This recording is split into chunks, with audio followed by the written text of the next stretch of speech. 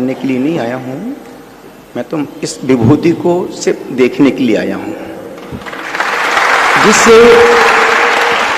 जिस साधक ने अपने पूरे जीवन को, पूरी साधना को अहिंसा के लिए, जैनत्व के लिए, देश के लिए, समाज के लिए समर्पित कर दिया हो, जिसके जर्रे जर्रे में देश के प्रति समर्पण की भावना भरी हो, राष्ट्र के हित की भावना भरी हो, ऐसे राष्ट्र हित चिंतक विजय रत्न सुंदर सूरी महाराज साहब जो दिल के सम्राट हैं, चेहरा देखो, नहीं बोलते तो लगता है जैसे कुछ बोल रहे हो, और वाकई में जैसा मुखड़ा वैसा मन है। आप मुझे सुनो, इनको देखो।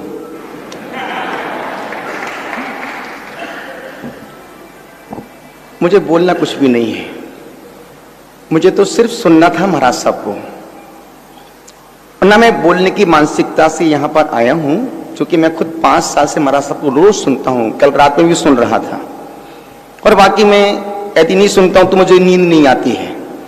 ये भी एक नशीला पदार्थ है, बशर्त है कि नशा चढ़ना चाहिए। सिर्फ नशा शराब का नहीं होता है, नशा महाराज साहब के प्रवचन का बहुत गहरा नशा है। शराब का नशा 2-4 घंटे बाद उतर जाता है, इनका नशा यदि एक बार किसी व्यक्ति को चढ़ जाए, सदियों सदियों तक झूम बराबर झूम शराबे झूम बराबर झूम। और निश्चित इस संत के जीवन में हमने देखा न कोई पंथवाद है, न कोई संतवाद है।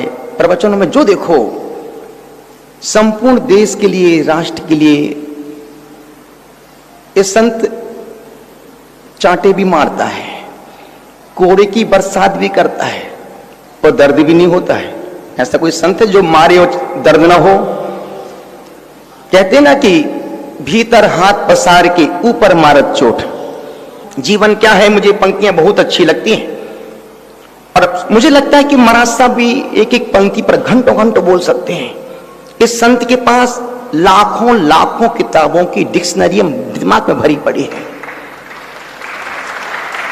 बड़ी बड़ी लाइब्रेरियों का खजाना यदि कहीं देखना है तो एक ही संत है, विजय रत्न सुंदर सूरी महाराज साहब।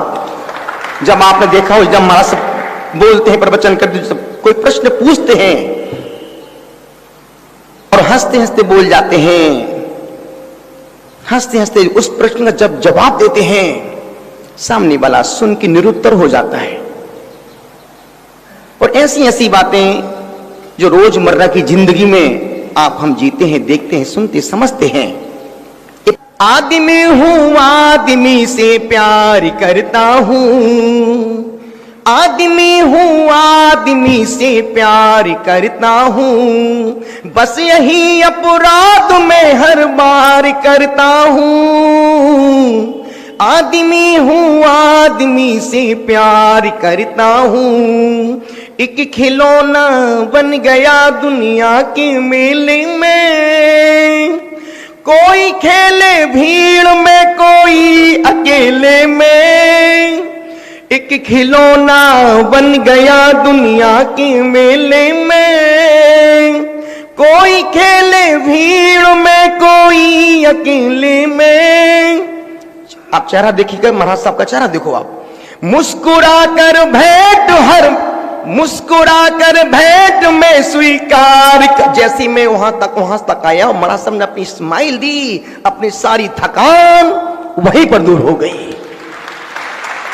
अभी 12 किलोमीटर चल करके आए, कल का उपवास था, कल का पानी का घूंट भी नहीं पिया था, उसके बाद चल करके आए, और जैसे थका हुआ था, पसीना पसीना हो रहा था, जैसे महाराज साहब के चेहरे को देखा, उनकी स्माइल को देखा, कहते ना कि जो जिस पर फिदा वो उसका खुदा, जो जिस पर फिदा वो उसका खुदा। महाराज साहब ने इस्माइल हमने, महाराज साहब अब आपको मैं वहां से लेके मैं आपको मंच पे लेके चलूंगा, आज मुझे बना लो अपना श्रवण कुमार। और बाकी में मुझे इतनी खुशी, मैं खुशी को शब्दों में बयान नहीं कर सकता हूं। जो मैं आनंद देख रहा हूं, जो मैं उस आनंद को, क्योंकि जो हमने अभी तक जो सुना था वो सत्य नहीं था, अब जो सुनेंगे और जो देख रहे हैं बस यही सत्य और यही परम सत्य है। 20 मिनट आप 40 मिनट बोलेंगे। सबसे पहले तो बहुत कम बोले, हमको तो आपको सुनना था। हाँ बराबर है।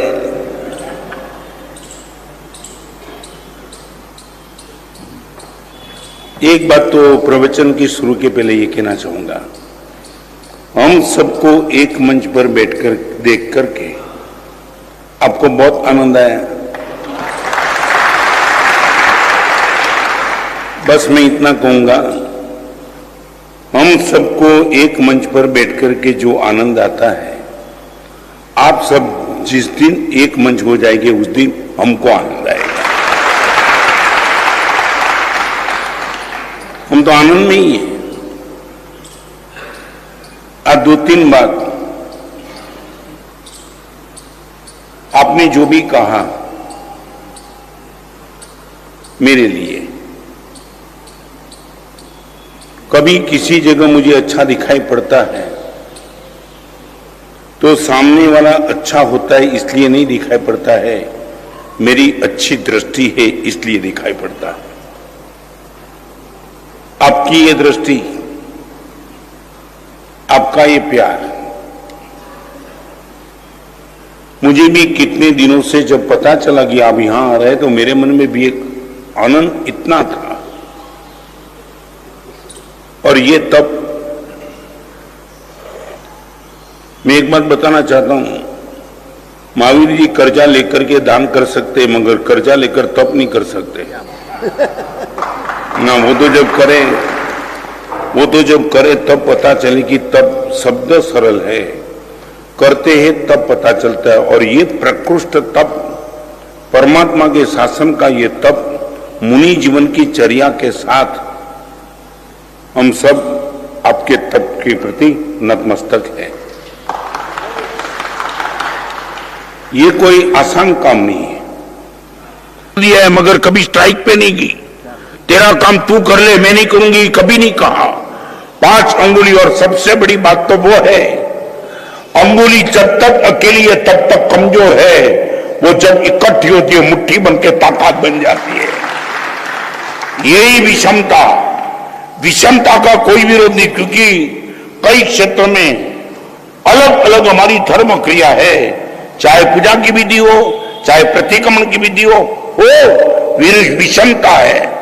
देरानी जेठानी, ननद, सास, बहू, छोटा भाई, बड़ा भाई, बेटा, सब कुछ परिवार में विषमता होने के बाद भी यदि आपका घर मजे से चलता है, विरोधिता नहीं है, तो माने परिवार में भी विषमता रहती है, संघ में भी विषमता रहेगी, मगर एक ख्याल रखना है, कहीं विरोधिता पैदा न हो, और विरोधिता हम कभी पैदा न करें तो फिर ये मुट्ठी बन के ताकत बन के रहेगी। आज महाराज साहब को तो पहले भी बातचीत होती रहती थी। देखो, राम का स्वप्न भरत को सफल हो गया। कहां जाने वाले थे महाराज साहब, और बड़नगर को जो सपना देखा भी नहीं था, माने समझे ना, बिना लॉटरी की टिकट लिए करोड़ का इनाम।